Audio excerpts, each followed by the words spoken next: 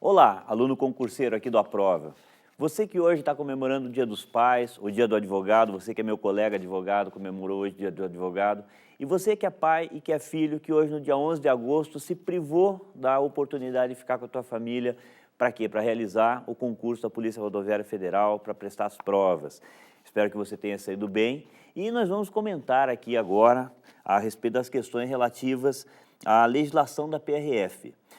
Você certamente deve estar se sentindo um pouco até frustrado, como eu também, dentro da expectativa de que várias questões, como os concursos anteriores, tanto da SESB quanto de outras organizações, como foi do FUNRIO, houvesse mais questões relacionadas com o Código de Trânsito Brasileiro, com a legislação de trânsito de maneira geral.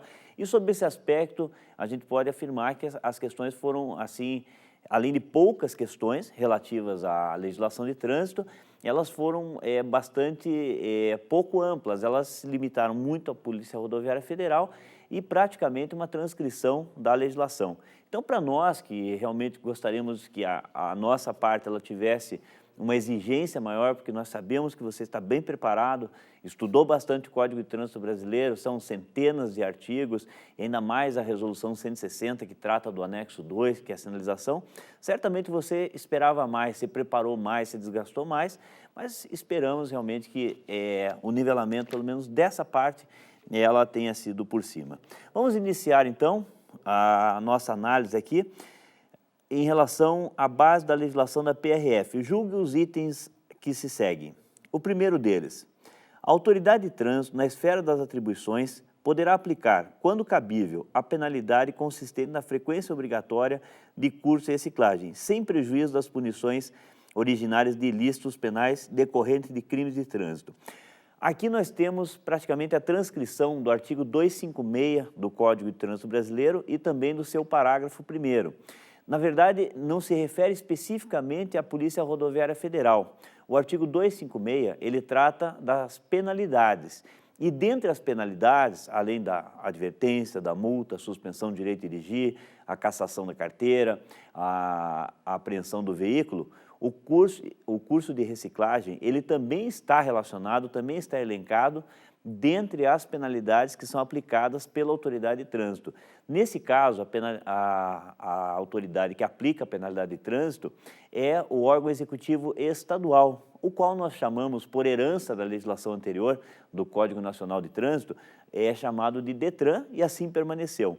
Então, essa questão 109, eu entendo que ela está correta, porque a afirmativa fala autoridade de trânsito sem especificar qual, mas para nós, o conceito de autoridade de trânsito, aquele que é encontrado no anexo 1, é do dirigente do órgão executivo de trânsito ou executivo rodoviário, e aqui logo em seguida, na esfera das suas atribuições. Nesse caso específico, o artigo 22, inciso 2º, ele dá atribuição à autoridade executiva estadual, que é o DETRAN, de aplicar as sanções relacionadas com a suspensão de direito de dirigir e também em relação ao curso de reciclagem, é ele que aplica. Então, essa primeira questão consideramos correta.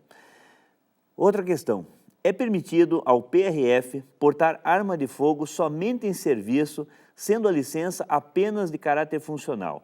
Aqui também nós vamos encontrar a resposta no Decreto 1655, expressamente no seu artigo 2º. E por esse dispositivo, essa questão estaria errada, porque nesse dispositivo mencionado, artigo 2º, Decreto 655, fica expresso que a mera apresentação da documentação funcional legitima o uso da arma em qualquer situação. E aqui nessa questão, a observação é o porte de arma somente em serviço, o que não é o caso. Muito pelo contrário, se você fizer a leitura desse dispositivo, você vai chegar à mesma conclusão de que ela se encontra errada, portanto, a segunda questão aqui por nós avaliada, ela não estaria correta. A outra questão, considere a seguinte situação hipotética. Durante uma abordagem de rotina feita pela PRF em determinada rodovia federal, foram apreendidos aproximadamente 100 quilos de entorpecente, entre crack, haxixe e cocaína. O motorista, único ocupante do veículo onde estavam as drogas, confessou a prática do delito, tendo ainda afirmado que adquiria as drogas para revendê-las e que as estava transportando para um depósito em local seguro.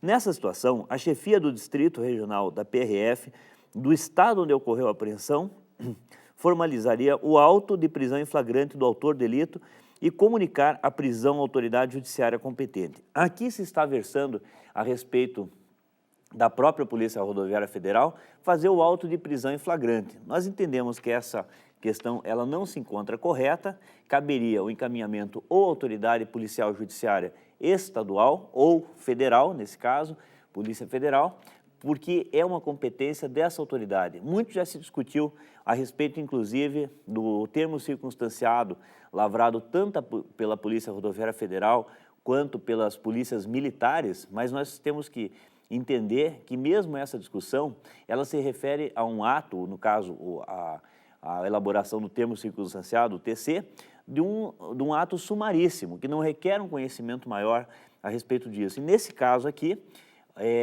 tanto para delegado de polícia quanto a exigência para a Polícia Federal, é exatamente o bacharelado em Direito, que seria justamente para questões técnicas relativas à formalização do auto de prisão em flagrante. Então, nós entendemos que essa questão ela não estaria correta. A outra questão, compete à PRF o patrulhamento das rodovias federais privatizadas, mesmo tendo havido, com o processo de concessão, a transferência a particulares das atividades administrativas referente aos trechos terceirizados. Bem, essa é uma realidade que você talvez nem precisasse ter estudado para você ver que ela acontece em qualquer rodovia federal concessionada. Aliás, nessas atribuições relativas à Polícia Rodoviária Federal, tanto de maneira especial o artigo 20, quanto a própria Constituição, quanto o decreto 655, eles não fazem qualquer menção ao fato da rodovia ter sido concessionada ou não. Portanto, permanece a competência da Polícia Rodoviária Federal, da PRF, de exercer o patrulhamento nas rodovias federais sem qualquer tipo de restrição pelo fato dela ser ou não ser concessionada, muito pelo contrário. Eventualmente, então, portanto, a questão está certa. Apenas um pequeno comentário, como está havendo concessões de aeroportos, ou seja, aqueles que a Infraero até então administrava e está passando para a administração particular, aí sim, toda a situação daquele espaço, conhecido por sítio aeroportuário, é transferido para a iniciativa privada, inclusive a regulamentação do uso das vias, etc., tendo inclusive muitas vezes até mesmo que fazer um convênio com as autoridades de fiscalização, ou seja, a Polícia Militar, o órgão executivo municipal, para que a fiscalização de trânsito seja feita nesses sítios aeroportuários. Inclusive, o artigo 7º do Código de Trânsito, ele passou a ter um artigo 7º-A, tratando especificamente de portos, não de aeroportos. Então, não confunda essa questão da concessão aeroportuária iniciativa privada, que aí sim administraria todo esse espaço, como se dono fosse, entre aspas, daquilo que a Polícia Rodoviária Federal, nas rodovias concessionadas, continua com a sua competência inabalada, portanto, essa questão estaria correta. A competência permanece da Polícia Rodoviária Federal. Outra questão, se durante a execução de obra, ao longo de uma rodovia federal, a empresa responsável pela obra interromper a circulação de veículos e a movimentação de cargas em uma das faixas de rolamento, sem prévia permissão do órgão de trânsito competente, eis o destaque aqui mais importante, a PRF deverá interditar a obra e aplicar penalidades civis e multas decorrentes da infração cometidas pela empresa. Essa questão, para que a gente possa considerá-la certa, nós vamos recorrer ao artigo 20, inciso 6º, que são as competências da Polícia Rodoviária Federal em relação a obras que são executadas nas rodovias, mas também no artigo 95 do Código de Trânsito, isso de maneira geral, daí com relação de qualquer obra ou evento que possa perturbar a segurança e o fluxo de trânsito, em especial o seu parágrafo 3º prevê, inclusive, a aplicação de multas e outras sanções na natureza civil, quando situações como essa descrita aqui na questão, elas venham ocorrer. Portanto, considerada correta, a base legal que nós utilizamos para responder essa questão, como eu falei, foram o artigo 20, inciso 6º, e o artigo 95 e seus parágrafos do Código de Trânsito Brasileiro. A última questão, comete infração gravíssima, punível com multa, o condutor que não reduz a velocidade do veículo de forma compatível com a segurança quando se aproxima de passeatas, manifestações populares e aglomerações. Essa questão aqui, ela está relacionada diretamente com o artigo 220 do Código de Trânsito. Como eu falei, é a transcrição, tirando a expressão manifestações populares, que é uma pequena expressão um pouco diferente no artigo 220, mas com o mesmo significado, que você vai ver que se trata realmente de uma infração de natureza gravíssima, portanto, a questão ela estaria correta. Não sendo uma questão específica aqui de legislação de PRF, nós gostaríamos também de comentar uma outra questão, que ela trata a respeito da organização do Departamento de Polícia Rodoviária Federal e da natureza dos atos praticados. Isso está em conhecimentos específicos em relação ao DPRF. Ele solicita que julgue os seguintes itens. Por ser órgão do Ministério da Justiça, a PRF é órgão do Poder Executivo, integrante da administração direta.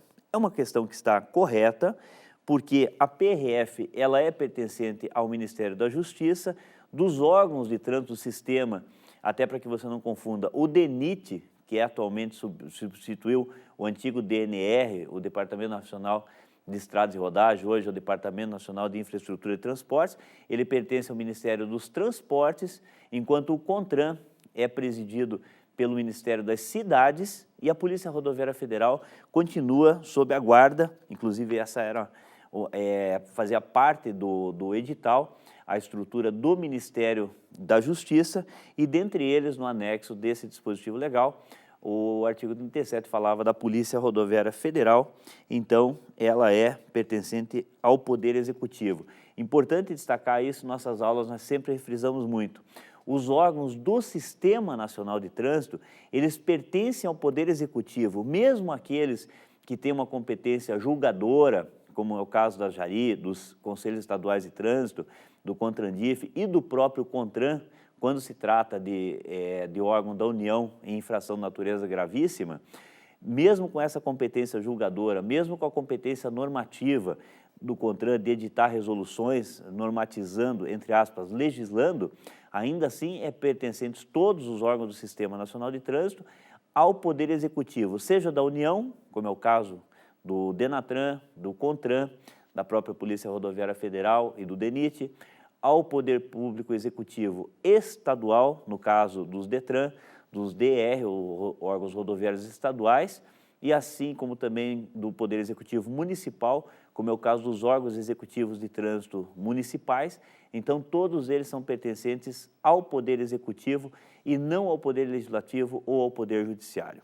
Bem, essas seriam as questões que nós teríamos a comentar a respeito da legislação aplicável à PRF. Como eu falei, pouquíssimo caiu a respeito de Código de Trânsito Brasileiro, apesar da vastidão de assuntos que poderiam ter sido muito bem explorados, em função até do estudo que certamente você se dedicou bastante.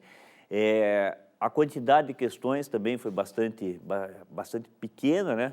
Praticamente 6 questões apenas relacionadas com um assunto tão vasto, mas nós esperamos realmente que você tenha tido sucesso, que o Dia dos Pais hoje tenha sido comemorado, venha a ser comemorado de maneira gratificante por você e que você já esteja se preparando para a prova física, já esteja correndo, já esteja fazendo barra, abdominais, já esteja fazendo salto, para que você venha a concluir essa próxima etapa com sucesso e o mais breve possível você possa ingressar na carreira que você tanto deseja.